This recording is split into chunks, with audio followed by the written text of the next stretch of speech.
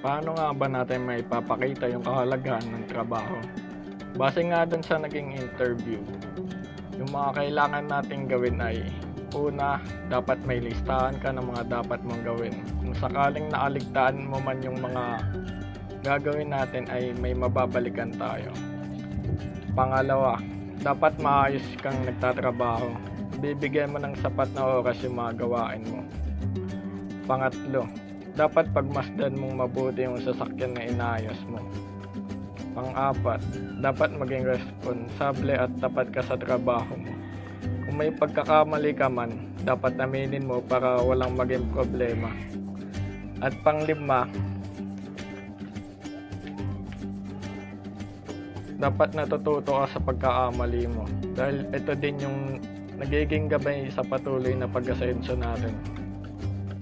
Deal with ethical problems.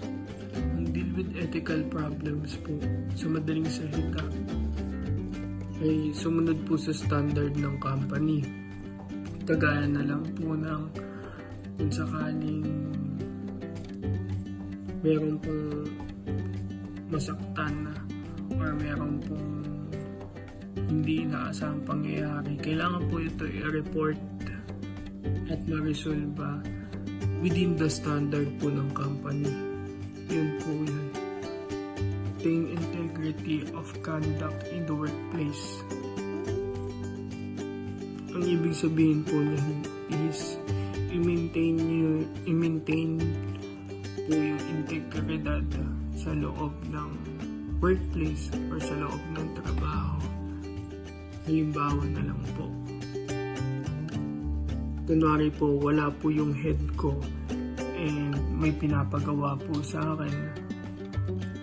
So, yung pwede ko pong gawin is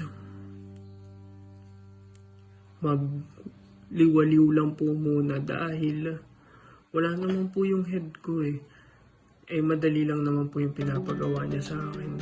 So, hindi ko po muna siya gagawin. Pero dahil po may integridad ako, gagawin ko po siya on time. Gagawin ko po siya ng tama at tamang procedure kahit po walang nakatingin sa akin. Dun ko po ang main integrity.